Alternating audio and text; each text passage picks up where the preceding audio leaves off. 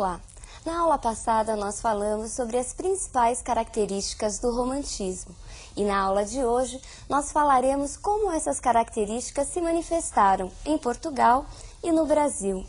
Comecemos por Portugal. Vejamos essa imagem.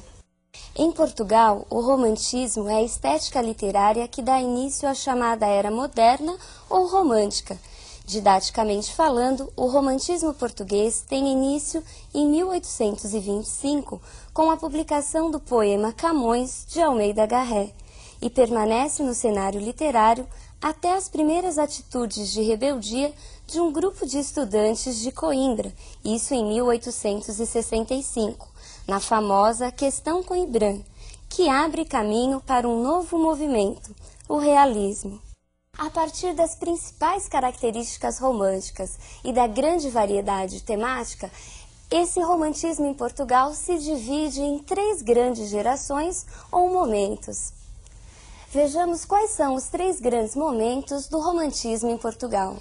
No primeiro momento, encontramos autores ainda presos a certos valores neoclássicos, mas foram eles os responsáveis pela incorporação do novo estilo. As 2 grandes figuras são Almeida Garré e Alexandre Herculano. No segundo momento, temos a intensificação das características românticas, ou seja, essas características são levadas ao exagero. É o chamado ultrarromantismo. Soares Passos e Camilo Castelo Branco são os poetas mais populares.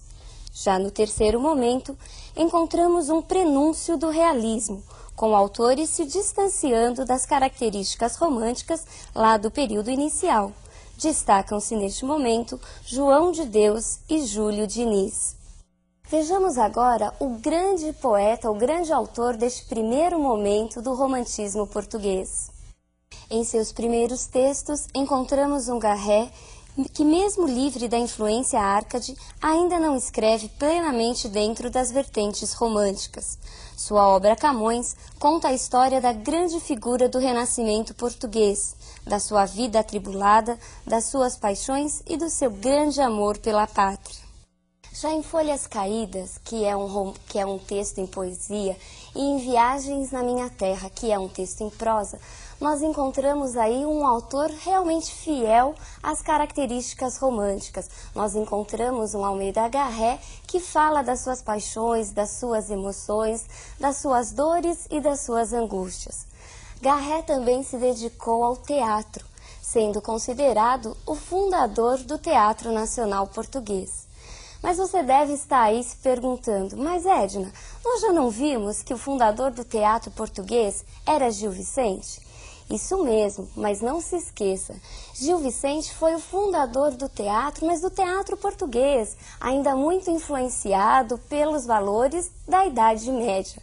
Neste momento, não se esqueça que quem dava as cartas do jogo do poder era a burguesia, e era para essa burguesia que Almeida Garré escrevia.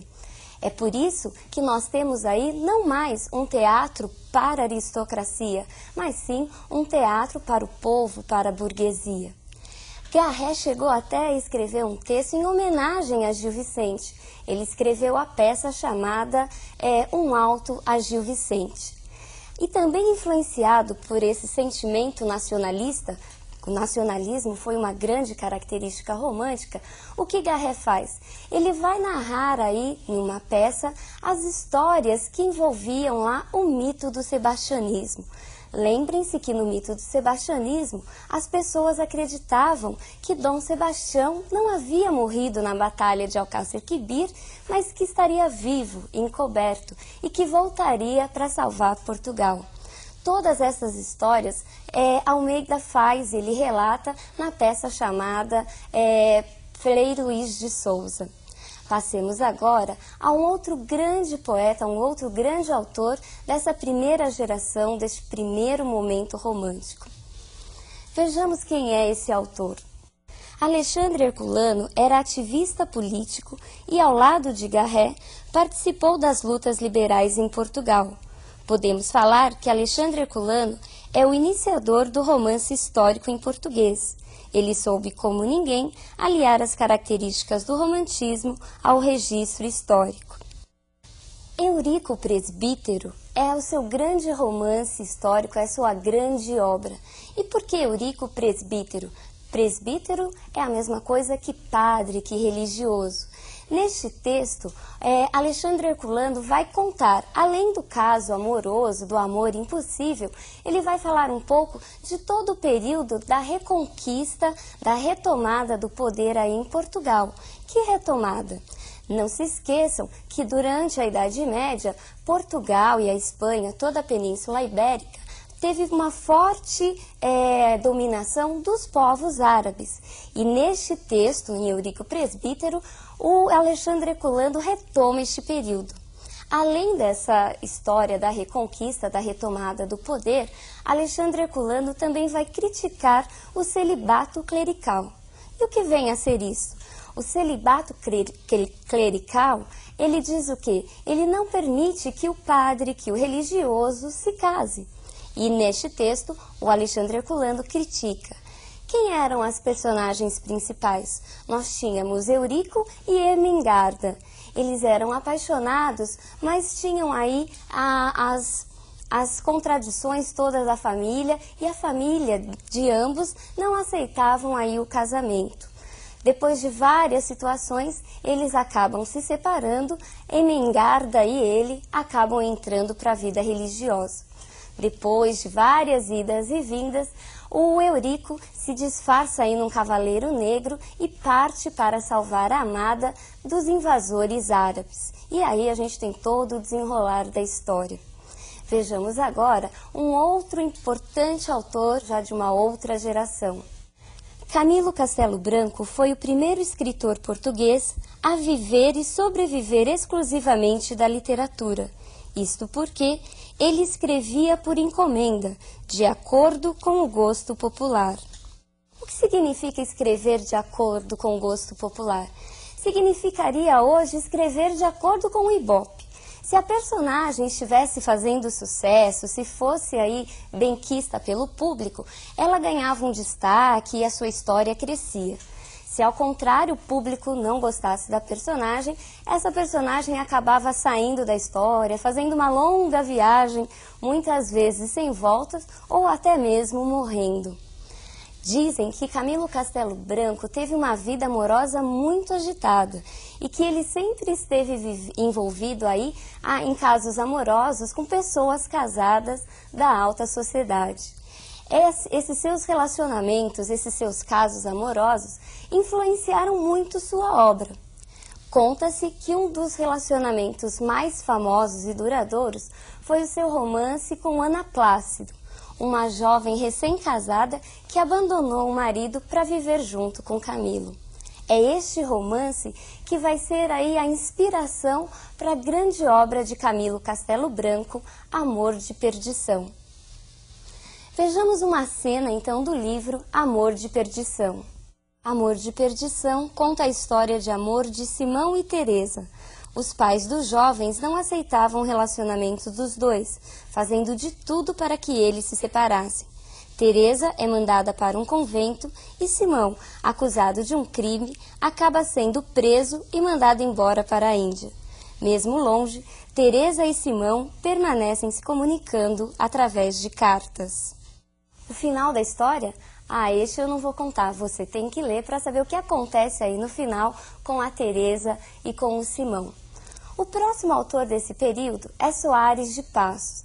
Ele escreveu muito preso realmente às características ultrarromânticas. Suas emoções, seus sentimentos são levados ao exagero.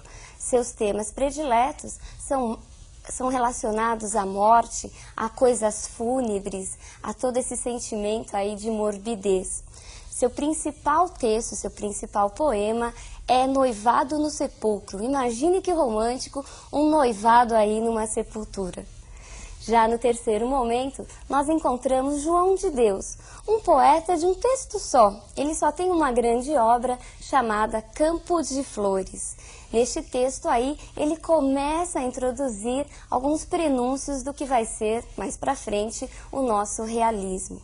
Mas a grande figura desse terceiro momento é Júlio Diniz.